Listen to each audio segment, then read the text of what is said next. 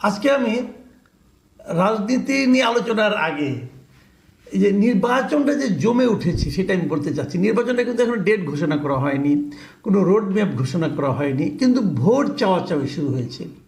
এবং সেই ভোট চাওয়াটা আমি দেখছি প্রথমে আজকে সেটা হলো নতুন যে পার্টি হয়েছে জাতীয় নাগরিক পার্টি, সেই জাতীয় নাগরিক পার্টির একজন শীর্ষ পর্যায়ের নেতা সার্জিস আলম, তিনি আজকে ভোট চাওয়ার জন্য পঞ্চগড়ে গিয়েছিলেন। ওনার নিজের জেলা। এই জেলায় উনি যখন যাওয়ার পর উনি পাবলিকের কাছে ভোট চান এবং নানাভাবে ভোট চান। কী কী বলেছেন না বলেছেন সেটা আমরা বলবো, আলোচনা করব। কিন্তু তার আগে ওনার একটা বক্তব্য আমার খুব পছন্দ হয়েছে। উনি বলেছেন যে যদি রাজনীতিতে ভুল করি আমি, তাহলে দয়া করে আমাকে শুধরে দেবেন। কাকে বলেছেন? জনগণকে বলেছেন। এইটাই আমার আজকে আলোচনার বিষয়, যে উনি কিছু ভুল করেছেন বলে আমার কাছে মনে হয়েছে।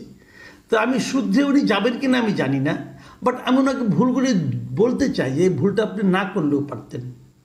যেমন ধরুন, উনি ওখানে গিয়েছেন কিভাবে? ঢাকা থেকে সৈয়দপুর পর্যন্ত প্রথমে বিমানে গিয়েছেন।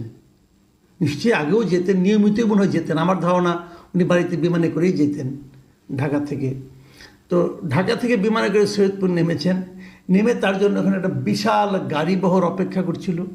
সেই গাড়িবহরে শতাধিক গাড়ি ছিল বলে একাধিক পত্রিকায় এসেছে। যেমন আমি কালবেলা পত্রিকার হেডলাইনটা যদি পড়ি, ওখানে লেখা ছিল শতাধিক গাড়ির বহর নিয়ে পঞ্চগড়ে সার্জিস। আবার আরেকটা নিউজ, এটাও কালের কণ্ঠের একটা নিউজ, ব্যান্ড পার্টি সহ শতাধিক গাড়ি বহর নিয়ে পঞ্চগড়ে সার্জিস। এরকম অনেক পত্রিকায় নিউজ আসছে। ডিবিসিতে একটা নিউজ এসেছে, ডিবিসির যে অনলাইন পেজ আছে, ডিবিসির ফেসবুক পেজ, সেখানেও একটা নিউজ এসেছে। সেখানেও ওই শতাধিক গাড়ির কথা উল্লেখ করা হয়েছে। তো আপনারা যদি শতাধিক গাড়ি সার্জিস এই দুটো কথা লিখে গুগলে যে সার্চ দেন, আপনি কমপক্ষে 15-20টা নিউজ তো পেয়ে যাবেন ফ্রন্ট পেজে, এবং সবগুলোতে একই ধরনের শিরোনাম।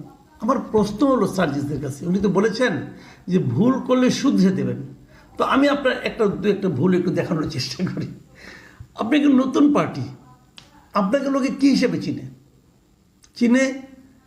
বৈষম্য বিরোধী ছাত্র আন্দোলনের সমন্বয়। আপনি একজন ছাত্র, অথবা মাত্রই ছাত্রত্ব শেষ করেছেন, কোনো চাকরি বাকরি করেছেন বলে কেউ জানে না, এবং জানার কোনো কারণও নেই। সম্ভবত চাকরির জন্যই তো আপনারা আন্দোলনটা শুরু করেছিলেন, যে চাকরিতে আপনারা বৈষম্যের শিকার হচ্ছেন, আপনাদের চোখের সামনে দিয়ে অন্যরা চাকরি পেয়ে যাচ্ছে, আপনারা পাচ্ছেন না, বেকারত্বে দিন কাটাচ্ছেন। এরকম একটা সময় তো আপনারা আন্দোলনটা শুরু করেছেন। তাহলে মোটামুটি আপনি একজন বেকার যুবক। আপনি বিমানে করে সৈয়দপুর আপনার যাওয়ার দরকারটা কি ভাই?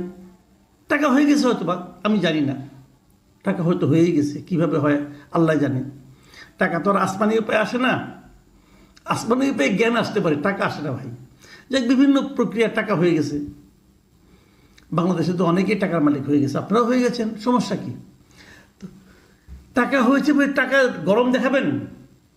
আপনাকে বিমানেই যেতে হবে কেন? ঢাকার থেকে পঞ্চগড়ের লোকজন সবাইকে সৈয়দপুরে বিমানে যায়।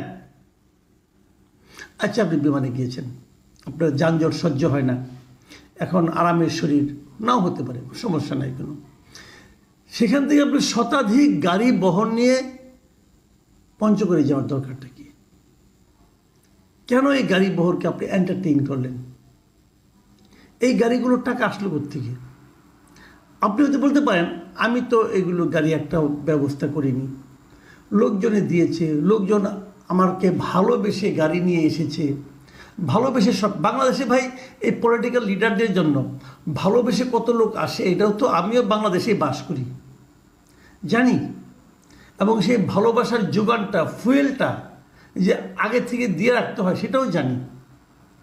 কর্মীরা যত টাকা খরচ হয় তার চেয়ে কয়েক গুণ টাকা যে নিয়ে নেয় নেতার কাছ থেকে, সেটাও জানি। এখন তারাই ফিট করে দেয়, নেতারা যদি বলে তোমরা গাড়ি নিয়ে এসো না, তাহলে কেউ আসতো না।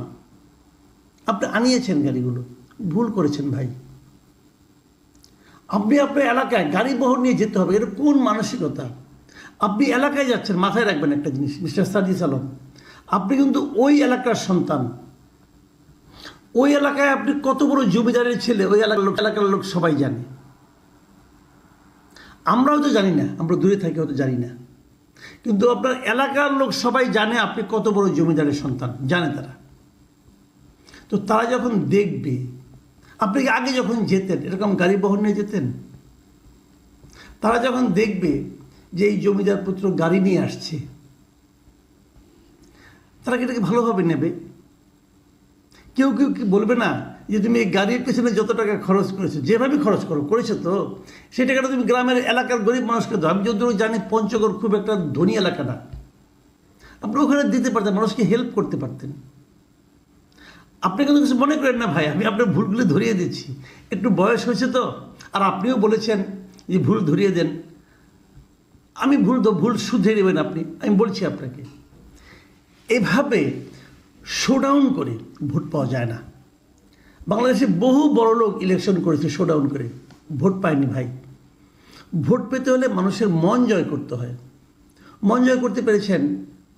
গাড়ির ভরে যদি আরও 10টা গাড়ি বেশি থাকতো, তাহলে কি মানুষে আরও একটু খুশি হতো, আর একটু মন জয় হতো, নাকি আরও একটু বিরক্তি মানুষের মধ্যে উৎপাদন হতো? আমি আপনাকে এক কাজ করি, আমি বলেছিলাম না যে এখানে ডিবিসির ফেসবুক পেজে একটা ওনার ভিডিওটা ছাপা হয়েছে, ওই গাড়ি যে আসছে, আমি আবার দেখেছি ভিডিওটা, অনেকগুলো গাড়ি, শতাধিক হবে কিনা আমি বলতে পারবো না, কিন্তু যে ভিডিওটা দেখানো হয়েছে সেখানে অনেকগুলো গাড়িকে দেখানো হয়েছে। সেই ভিডিওর নিচে অনেকগুলি কমেন্ট আছে। কতগুলি কমেন্ট আছে সেটা আপনারা হয়তো বুঝতে পারবেন একটু পরে। আমি আপনাদেরকে এটা বলছি, আপনারা যদি দেখবেন এখানে মোট কমেন্ট পড়েছে 15,100, এবং এই ভিডিওটা 3,800 জন শেয়ার করেছেন, এবং সেখানে রিয়াকশন পড়েছে 95,000। রিয়াকশন মানে কি?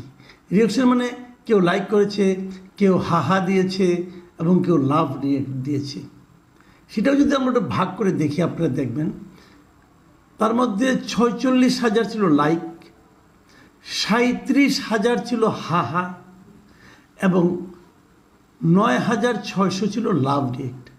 এই যে 9,600, এটাকে আমি ধরি এটা জেনুইন, তাকে ভালোবাসে। আর 37,000 লোক এটা নিয়ে ব্যঙ্গ বিদ্রুপ করেছে, এবং 46,000 লোক এটাকে লাইক করেছে। লাইকের আবার ওইভাবে অর্থ খোঁজার চেষ্টা করে না, লাইক নানা কারণে করে। তো এই হলো মানুষের রিয়াকশন। এখন আমি আপনাদেরকে ওখানকার কিছু র্যান্ডমলি আমি কিছু কমেন্ট আপনাদের পড়ে শোনাতে চাই, যে সার্জির যে মানুষের কাছ থেকে পরামর্শ চেয়েছে, সেই পরামর্শগুলি সার্জির সাহেব এখানে পেয়ে যাবেন।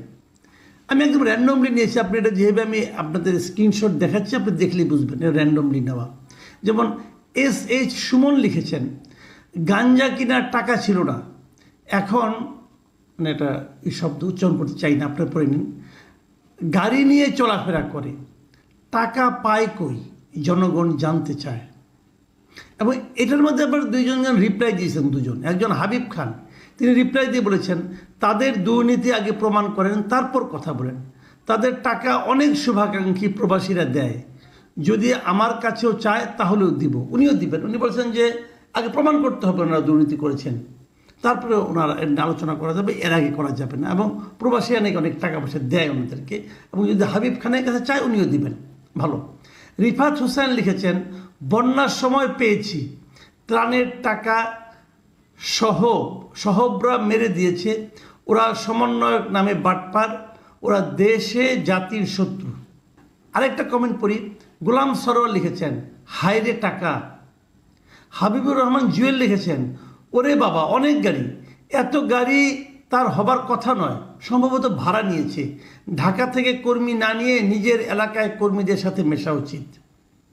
সোহেল মাহমুদ লিখেছেন, সার্জিস আগে থেকেই কোটি টাকার মালিক।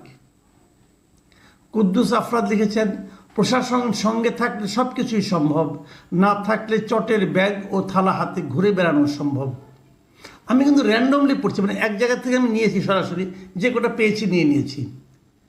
আমি আরেকটা পড়ি, এটি শেষ, এর বেশি পড়বো না, আপনাদের ক্লান্ত করবো না। রাকিব আল হাসান লিখেছেন, ঈদের সময় পঞ্চগড়ের বোদা থেকে মাল আনবে, যাওয়ার সময় খালি যাচ্ছিল দেখে আমরা লাভ দিয়ে উঠে পড়লাম। বুঝতে পারছেন খালি দেখে লাভ দিয়ে ওঠার কি ব্যবস্থা হয়, কেন, কিভাবে। আলী আহমেদ সৌরভ লিখেছেন, জাতীয় নাগরিক পার্টিতে অতিরিক্ত নেতা হওয়ার কারণে একজন আরেকজনের সাথে সামঞ্জস্য করতে পারছে না। নেতা তো একজনই, যিনি 18 কোটি মানুষের হৃদয়ের স্পন্দন, দেশনায়ক তারেক রহমান। যাক, উনি বিএনপি লোক বোঝা যাচ্ছে, তোহারুল ইসলাম লিখেছেন ওর বাপ দাদার জমিদারি ছিল পাকিস্তানে, এটাই ওর টাকার উৎস। মিক অ্যান্ড অলিভিয়া উনি লিখেছেন এত টাকা কোথায় পায় সাধু দেশপ্রেমিক। আর বাংলার বন্ধু আওয়ামী লীগ লিখেছেন হাসনাত সার্জিস এখন ছাত্র সমন্বয়ক নয়, সে এখন বিএনপি, আওয়ামী লীগ, জামাতের মতো একটি রাজনৈতিক দলের নেতা। কাজেই ছাত্র জনতা সিম্পেথির কথা চিন্তা বাদ দেও, দেশের নিরীহ ছাত্রদের অনেক ব্যবহার করেছ, আর নয় কেউ আসবে না, আর রিয়েলিটি মাইনা নেও, game over, loud and clear. এই হলো যে কমেন্টগুলো আমরা পেয়েছি, সেই কমেন্টগুলো। এখন এই কমেন্টেই কিন্তু আমি মনে করি যে তাদের জন্য প্রচুর উপদেশ ভুল ধরিয়ে দেওয়া হয়েছে। প্রশ্ন হচ্ছে সার্জিস এবং সার্জিসের বন্ধু যারা আছেন এই পার্টি, তারা কি ভুলগুলো শুধরে নেবেন?